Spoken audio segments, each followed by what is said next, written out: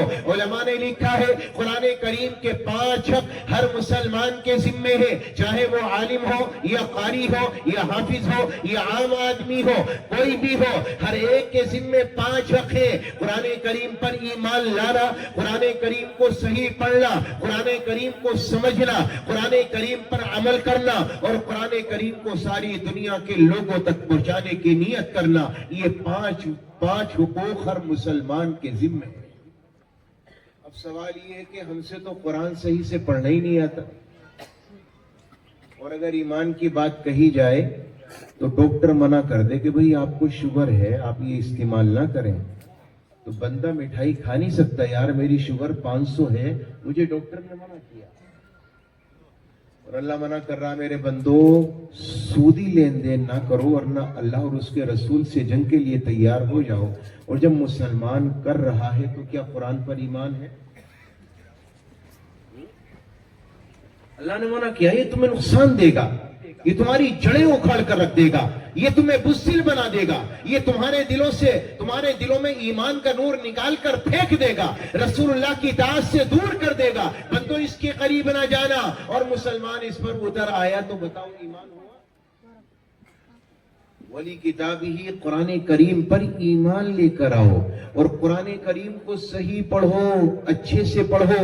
اللہ کے نبی نے فرمایا اقرأوا القرآن بلحون العرب، عرب کے لہجے میں پڑھو، اور نبی نے فرمایا زینوا القرآن باصواتکم، اپنی آوازوں سے قرآن کو مزین کر کے پڑھو۔ قرآن کا صحیح پڑھنے والا، اچھی آواز سے پڑھنے والا، نبی پاک علیہ السلام نے فرمایا فإن الصوت الحسن يزيد القرآن حسنا، قرآن کریم کو اچھی آواز سے پڑھنا قرآن کے حسن کو دوبالا کر دیتا ہے۔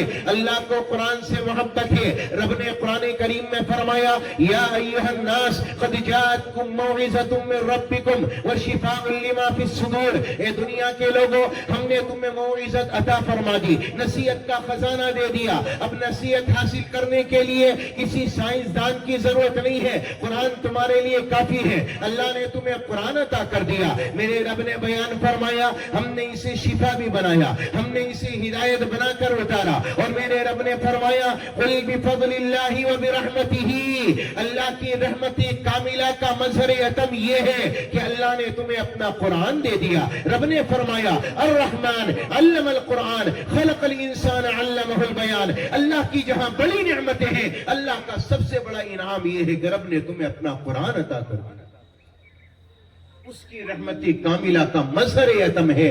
قرآن کو خوبصورت انداز میں پڑھا کرو، اچھے سے پڑھا کرو، اس کی تلاوت بہتر کیا کرو۔ آج ہم نمازی ہو گئے، برسوں کے نمازی ہیں، قرآن میں جو پڑھا جاتا ہے نمازوں میں وہی الفاظ ہمارے درست نہیں۔ میں آپ سے کہوں سورہ فاتحہ سناؤ تو نہ جانے کتنے نکلیں گے جن کی غلطیاں ہوں گی، لیکن کبھی سدھارنے کی کوشش کی؟ قرآن میں لذت کہاں سے آئے گی؟ یہ نمازوں میں لذت کہاں سے آئے گی؟ اللہ نے آپ کو قرآن دیا ہے، اللہ نے آپ کو کتاب عطا کی ہے، اگر اس قرآن کریم کو صحیح نہیں پڑھو گے تو پھر کون پڑھے گا بھائی؟ یہ خالی مولیوں کی ذمہ داری ہے، یہ اماموں کی ذمہ داری ہے، ہر مسلم کی ذمہ داری ہے قرآن کریم کو اچھے انداز سے پڑھنا۔